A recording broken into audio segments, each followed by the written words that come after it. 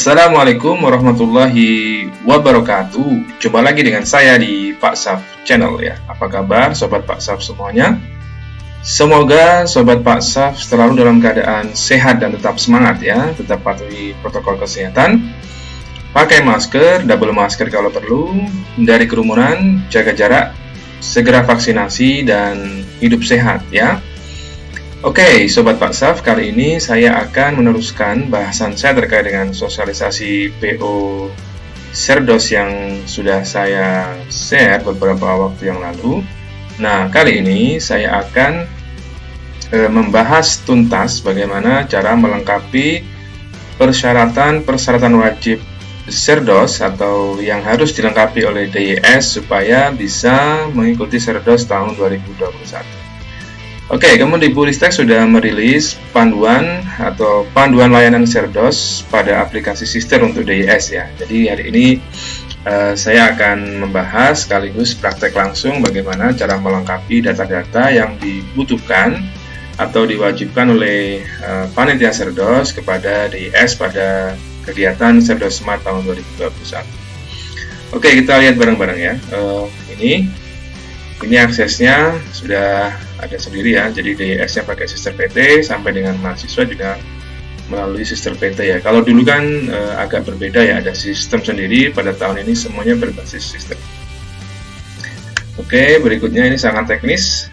Nah, ini untuk DYS sejawat atasan melalui halaman registrasi Sister PT ya, jadi langsung melalui akun masing-masing dosen, meskipun dia ditugaskan sebagai atasan atau sejawat, nanti PSD PTU yang akan membagi tugas sebagai apakah sebagai atasan, sejawat maupun kepada mahasiswa ya. Oke, berikutnya adalah ini sudah sangat jelas, semua alur sertifikasi dosen dilakukan di menu layanan Serdos pada halaman Sister ya. Jadi tidak ada sistem lain ya, satu pintu di Sister. Nah, ini status ya, nanti sayangnya saya tidak bisa karena saya sudah lulus Serdos tahun 2017. Nah, ini adalah halaman layanan Serdos bagi teman-teman yang akan ikut Serdos tahun 2021 ya. Jadi nanti ada status eligibility, nanti nama dan seterusnya, dan semua data-data akan ditampilkan di halaman ini ya, di menu layanan Serdos di masing-masing DYS ya.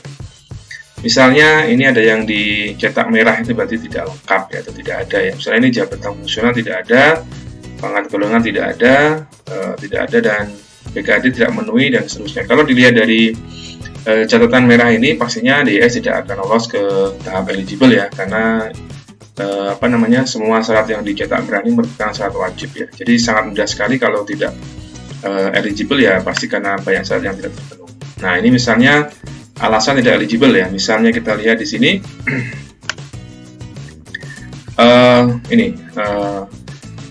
contoh ini diambil BKD ya. Syarat BKD dipenuhi dengan cara calon DYS mengirimkan file laporan LKD dalam bentuk soft file PDF yang sah dan memenuhi selama 2 tahun terakhir dan dijadikan 1 per tahunnya. Jadi kalau setahun 2 kali berarti ada 4 LKD yang harus dilampirkan ya, atau dilaporkan oleh DYS atau calon DYS. Nah, ini catatannya, Anda tidak termasuk dosen yang berhak mengikuti sertifikat dosen karena ini masa kerjanya kurang 2 tahun, jabatan fungsionalnya kosong, tidak memenuhi passing grade TKBI dan TKDA, tidak memenuhi pekerti AA, tidak memenuhi BKD 2 tahun. Ini yang mengunggah adalah PSD PTU. Jadi nanti saya yang mengunggah ke PSD PTU karena saya adalah admin PSD PTU. Nah, data pangkat golongan Anda kosong, tidak valid dan seterusnya. Ini pastinya tidak diinginkan oleh DYS ya. Nah, ini kalau eligible apa? Nah, ini masa kerja sudah 2,84 tahun, 2 tahun 8 bulan, masa kerja fungsional 6 tahun 17 bulan, usia 29 tahun 5 bulan, BKD memenuhi, TKDA 645 ya, passing grade-nya kalau nggak salah 550 ya. Kemudian TKBI-nya TOEFL atau TEFLIN, pekertinya Universitas Lampung ya. Dan juga nanti silahkan sobat atau teman-teman Pak Syaf memastikan bahwa TKDA yang digunakan itu masih relevan ya. Kemarin sudah ada di PO terbaru itu TKDA Bappenas tidak masuk list, kemudian TKBI-nya PLTI juga tidak ada ya. Jadi silahkan pastikan ketika sebelum mengikuti TKDA maupun TKBI, lembaga yang menyelenggarakan itu terdaftar dalam list penyelenggara yang diakui oleh Kemendikbudristek ya, Kemendikbudristek. Oke, ini nanti di laman Serdosnya DIS itu seperti ini nanti ya. Ini bla bla bla seperti ini. Nanti apa yang harus dilaksanakan sebenarnya kurang lebih sama dengan tahun-tahun sebelumnya. Mengisi biodata peserta, pas foto, isi daftar riwayat hidup, mengisi instrumen persepsional diri. Nah, yang beda mungkin ini ya. Kemarin kan portofolio, sekarang menjadi PDD UKT-PT. Ya, mungkin yang agak berbeda itu saja. Tapi prinsipnya kan sama. Portofolio itu bentuknya tulis, kalau PDD kan bentuknya lebih ke audiovisual ya, jadi bisa dilihat dan didengarkan. Halaman biodatanya seperti ini, nanti bisa dicek sendiri oleh DIS.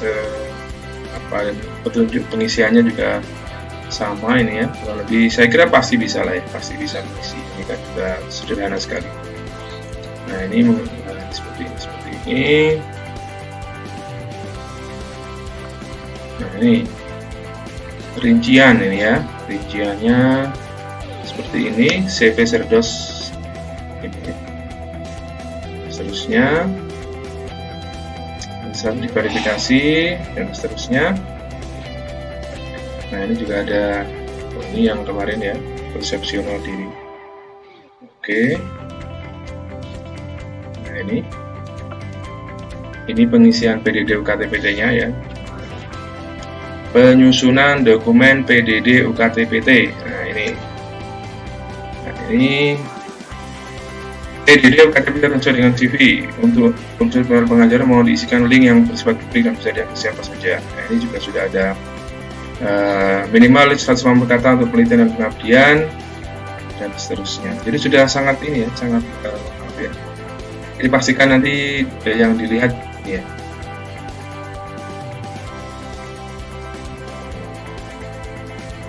CV dan portfolio sistem tadi ya. Ini juga ada notis sebelum form PDD UKT-PT terbuka, DIS wajib mengisikan narasi, mission statement, dan bobot penilaian. Nah,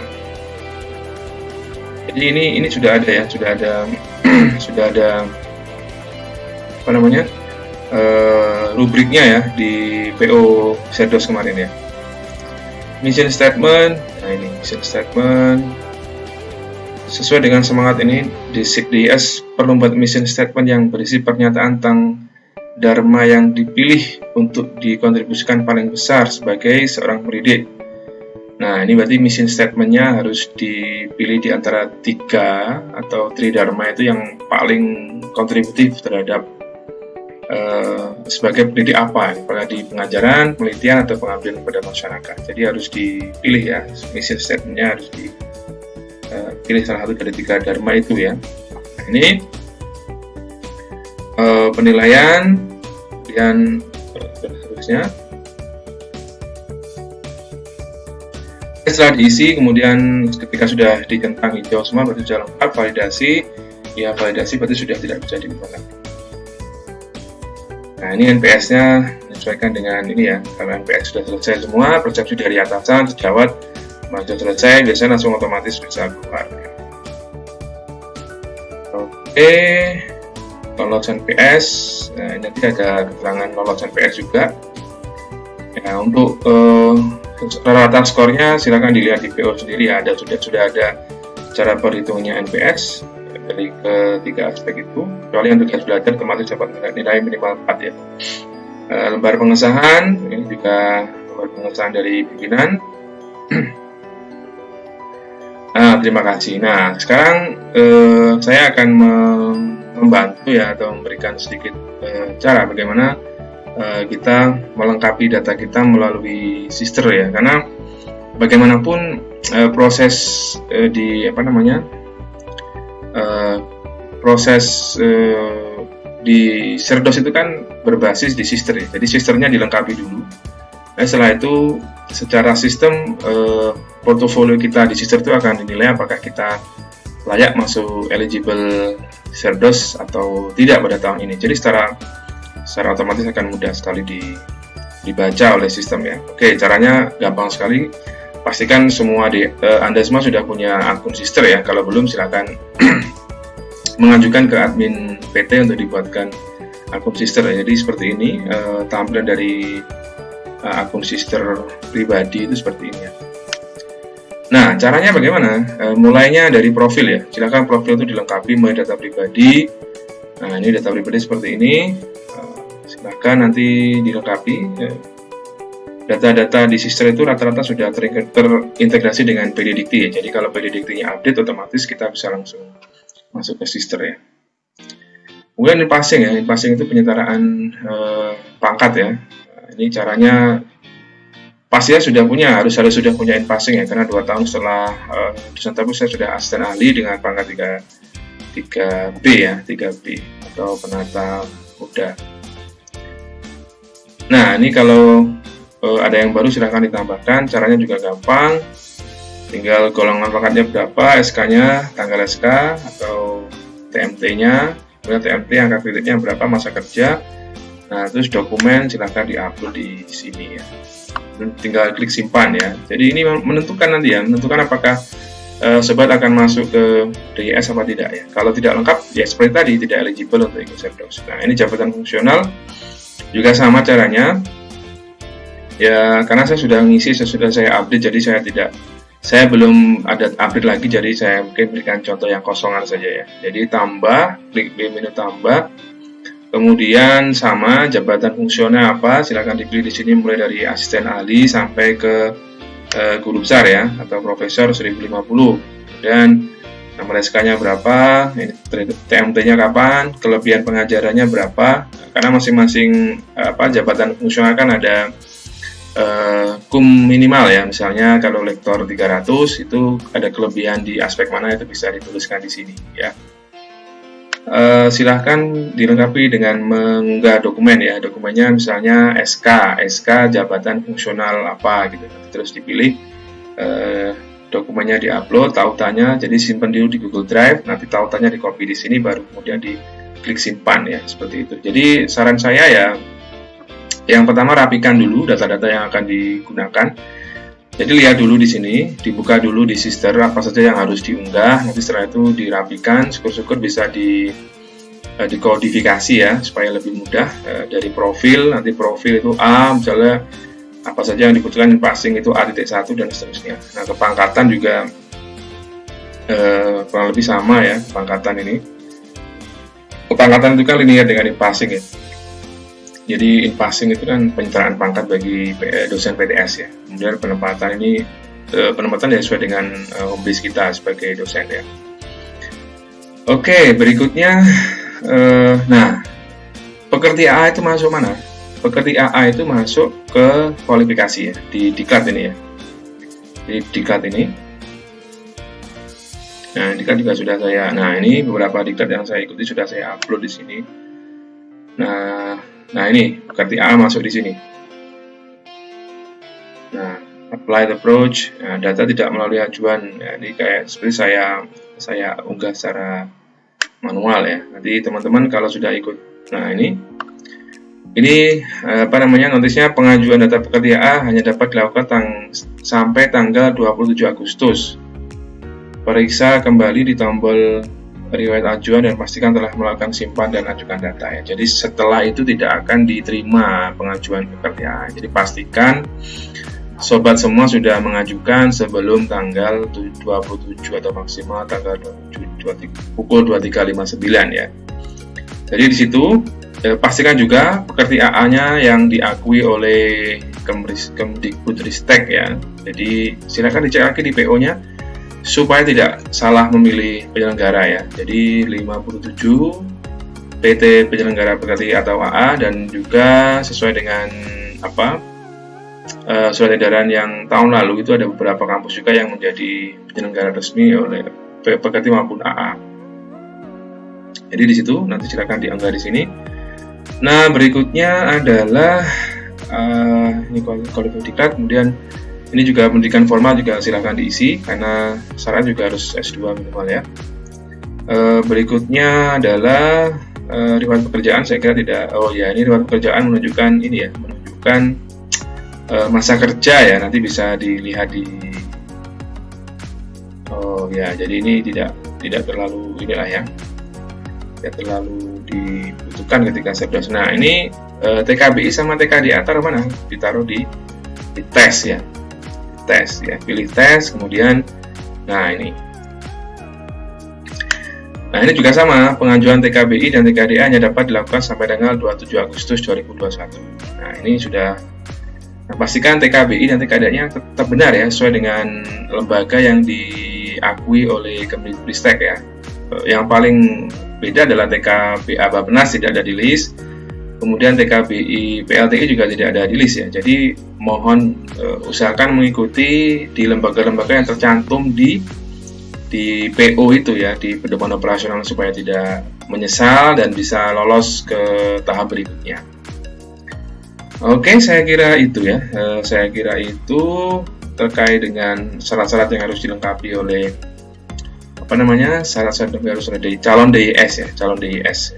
Ini kompetensi tadi sudah, tes, ini pendidikan dan seterusnya. Ini sebenarnya untuk ini ya, sebenarnya untuk pelaporan BKD ya.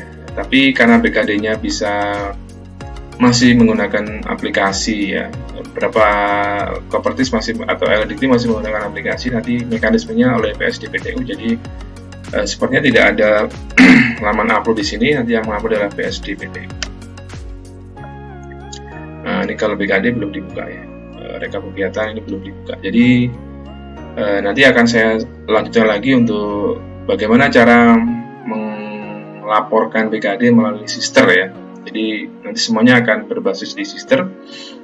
Jadi ya saran saya diupdate Sisternya ya, portofolionya dilengkapi, setiap ada kegiatan langsung diunggah di Sister. Nanti ketika ada klaim atau pelaporan BKD ini sudah tinggal klaim saja, tidak dari nol, mulai dari upload dan seterusnya dari nol. Saya kira begitu ya sobat semuanya terkait dengan bagaimana melengkapi data-data persyaratan Serdos supaya bisa optimal dan maksimal, dan peluang untuk lolos eligible itu besar ya. Jadi jangan sembrono memilih misalnya pekerti AA, TKBI, TKDA-nya jangan sembrono. Ikuti PO-nya. Jadi ketika mau mengikuti kegiatan, ikuti di petunjuknya. Sekaligus juga segera dilengkapi jabatan fungsionalnya, bukti-buktinya, kemudian passing dan seterusnya. Saya kira cukup sekian konten saya kali ini terkait dengan kapasitas bagaimana cara melengkapi data-data persyaratan Serdos melalui aplikasi Sister. Semoga bermanfaat ya. Jangan lupa dukung Pak Syaf Channel dengan cara like, comment, share, dan subscribe sebanyak-banyaknya.